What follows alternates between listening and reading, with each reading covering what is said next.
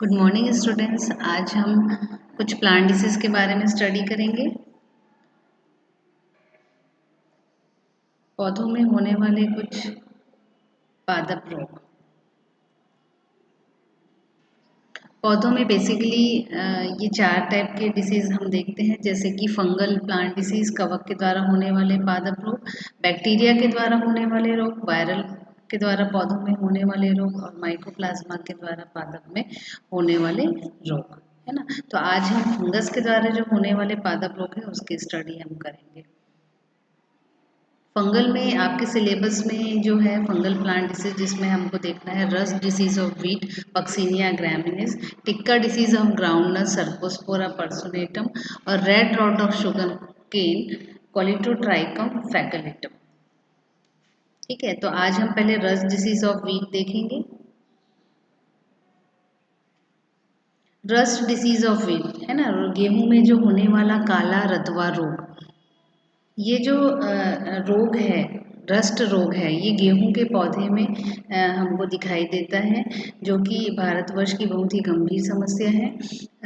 ये जो रस्ट रोग है ये 2-3 प्रकार के होते हैं। पहला आप देख रहे हैं कि स्टेम या black rust disease of wheat, ये पक्सिनिया ग्रामिनीज टिटिसाई के द्वारा होता है। दूसरा होता है स्ट्राइप येलो रस्ट डिसीज, जो कि पक्सिनिया ग्रामिनीज स्ट्रीफॉर्मिस के द्वारा होता है। और तीसरा होता है ब्राउन या ऑरेंज रस्ट डिसीज, जो गेहूं में ही पक्सिनिया ग्रामिनीज रिकॉर्डेटा के द्वारा होता है। तो जो रस्ट रोग है, जनरली हम जितने भी सीरियल प्लांट्स देखते हैं, है ना, सीरियल प्लांट्स मतलब हमारे जितने भी धान्य फसलें हैं, जैसे कि जौ, गेहूं, जई, है ना, इन सब में रतवा रोग होता है। ठीक है, जैसे बाजरा में भी होता है, बाजरा में पक्सिनिया पेंसिसेटी के द्वारा आता है। ज्वार में जो रस्ट रोग होता है पक्सिनिया परप्यूरिया के द्वारा होता है। जौ में फिर रस्ट, जो ब्राउन रस्ट होता है पक्सिनिया हार्डी के द्वारा होता है। मक्का में भी रस्ट रोग पाया जाता है, पक्सिनिया सॉर्गी के द्वारा होता है। मूंगफली में भी रस्ट रोग देखने को मिलता है, जो पक्सिनिया एरिकिडिस के द्वारा होता है। और प्याज में भी रस्ट रोग देखने को मिलता है, जो पक्सिनिया एलाई के द्वारा होता है। और जई के स्टेम में जो रस्ट रोग देखते हैं वो पक्सिनिया कोरोनेटा के द्वारा होता है। तो पक्सिनिया की जो अलग अलग स्पीसीज हैं उनके द्वारा जितने भी आपके धान्य फसलें हैं उन सभी में जो रस्ट रोग है, गेहूँ जो काला रतवा रोग है, वो देखने को मिलता है ना। तो जो हम यहाँ पर देख रहे हैं स्टेम, जो येलो रस्ट, ब्राउन रस्ट और ब्लैक रस्ट, है ना। तो ये तीनों जो रस्ट होते हैं उसका जो बेसिकली इन्फेक्टेड एरिया कौन कौन सा होता है।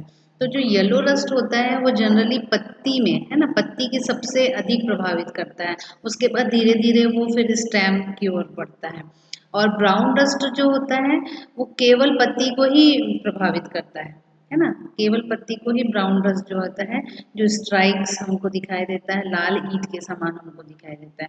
और जो काला रस्ट होता है वो बेसिकली स्टेम में सबसे ज़्यादा प्रभावी होता है, उसके बाद धीरे धीरे पत्तियों में, और उसके बाद फिर ऐसे गेहूं की बालियों में जो ईयर्स होते हैं उसमें हमको दिखाई देता है ना। तो आपको मैंने पिछले ही वीडियो में बता चुका है कि जो गेहूं, जो पक्सिनिया का जो लाइफ साइकिल होता है, इस लाइफ साइकिल के दौरान, है ना, क्या बनता है, 5 स्पोर्स फॉर्म होते हैं, है ना। यूरोडोस्पोर और टीरोडोस्पोर जो है वो आपके गेहूं के पौधों में फॉर्म होता है। और जो यूरोडियल एक्सिडियल स्पोर और प्रोक्नेडियल स्पोर्स जो होते हैं वो बारबेरी के प्लांट में कॉज होता है ना। ये जो आप स्ट्रक्चर देख रहे हैं बारबेरी में, जो पेनियल स्पोर, येलो स्पोर्स आप देख रहे हैं, और जो आप आगे हम देखेंगे रस्ट डिसीज, जो कि गेहूं के होस्ट प्लांट में होता है। ठीक है, तो जो यूरिडियल स्पोर्स होते हैं, यूरिडियल स्पोर्स जो होते हैं वो रस्ट रोग उत्पन्न करते हैं, है ना। यहाँ पर आप स्पेसिमेन का डायग्राम देख रहे हैं, जो आपको ब्लैक रस्ट वीट के स्टेम में दिखाई देता है। जो स्टेम में जो ये रोग होता है ना, ये ब्लैक स्ट्राइप रोग होता है। इसमें क्या होता है, ऐसे आपको पहले स्टार्टिंग में हमको थोड़ा सा ब्राउनिश कलर का दिखाई देगा, फिर धीरे धीरे ये बढ़ता जाता है, फिर वो टीलियोटिल स्टेज में आ जाता है, और फिर हमको ये ब्लैक रस्ट दिखाई देता है, स्ट्राइक्स या ऐसे फफोले दिखाई देते हैं। जब हम इसके सरफेस को छूते हैं तो ये इसका जो सरफेस होता है वो कैसा दिखाई देता है आपका खुरदुरा दिखाई देता है ना। और इसका कॉजल ऑर्गेनिज्म क्या होता है, ब्लैक रस्ट का कॉजल ऑर्गेनिज्म होता है पक्सिनिया ग्रैमिनिस टीटीसाई होता है। डॉक्टर के सी मेहता जो है उन्होंने क्या बोलते हैं इस रोग के लिए बहुत स्टडी की और इसे भारत में बार बार जो पुनरावृत्ति होती है इसके बारे में भी उन्होंने बताया है। अब इसके सिम्टम्स जो हम देख रहे हैं, पॉस्ट्यूल फफोले लाइक स्ट्रक्चर हमको दिखता है, और जैसे ही इस पौधे पे जो रोग उत्पन्न होते हैं तो इसका जो पौधा होता है वो दुर्बल हो जाता है, वीक होने लगता है, और बहुत अच्छे से फिर इसमें इसकी अर्न जो है गेहूं का उत्पादन है वो कम हो जाता है। इसकी बालिये में जो ग्रेन्स होते हैं, गेहूं के दाने जो होते हैं वो कम बनने लगते हैं, मतलब गेहूं का उत्पादन कम होता है। ठीक है, उसके बाद हम देखते हैं कि स्टार्टिंग में ये कैसा होता है, ऑरेंजिश कलर का होता है, उसके बाद ये फिर ब्लैक कलर का हो जाता है। फिर कॉज ब्राउन रस्ट को हमने देखा कि बेसिकली लीफ में इसमें पाया जाता है ना, लीफ के सरफेस पे ज़्यादा हमको ये दिखाई देता है। इसका जो ब्राउन रस्ट का जो पैथोजन होता है वो पक्सिनिया ग्रैमिनिस रिकॉन्डेटा होता है। मोस्टली इसके सिम्टम्स जो होते हैं लीफ ब्लेड्स में हमको दिखाई देते हैं, लीफ शीथ में दिखाई देते हैं, और ग्लूम्स में भी हमको ये दिखाई देते हैं, है ना। और ये भी लाल रंग के, लाल ब्राउनिश ऑरेंज कलर का हमको दिखाई देता है, और एक खुरदुरा जो लोहे में जैसा जंग लगा हुआ हमको उसका सरफेस दिखाई देता है, सेम उसी प्रकार इसमें भी इसका सरफेस हमको दिखाई देता है ना। इसमें आपका यूरोडोसोराई जो है वो सीन होता है वीट लीफ में, और और उसमें हमको ब्राउन ब्लैक रस्ट में हमको ट्यूलेटल स्टेज जो है वो दिखाई देता है ना। उसके बाद जो है तीसरा हम देखे थे येलो रस्ट। तो येलो रस्ट भी लीफ के और धीरे धीरे स्टेम में मूव होता है। और इसके बाद हम इसका कंट्रोल देखते हैं, डिसीज़ कंट्रोल।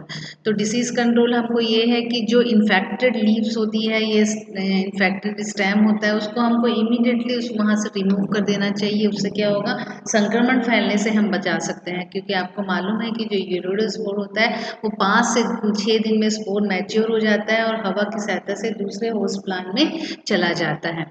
उसके बाद हमको इसका क्लीन अप और इरिडिकेशन करना चाहिए।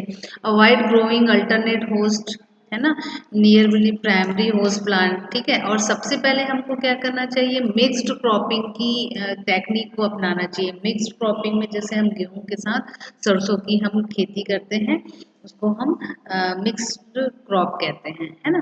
फिर उसके बाद हम देखते हैं केमिकल कंट्रोल, है ना। केमिकल कंट्रोल हमारा दूसरा ऑप्शन होता है कि हम फंगीसाइड्स का यूज़ करें, जैसे सल्फेनाजाइड है, निकिल है, सल्फेट है, जिनाब है, मुनाब है ना, मैनाब है। ये सारे जो हमारे केमिकल हैं उनका छिड़काव हमको करना चाहिए।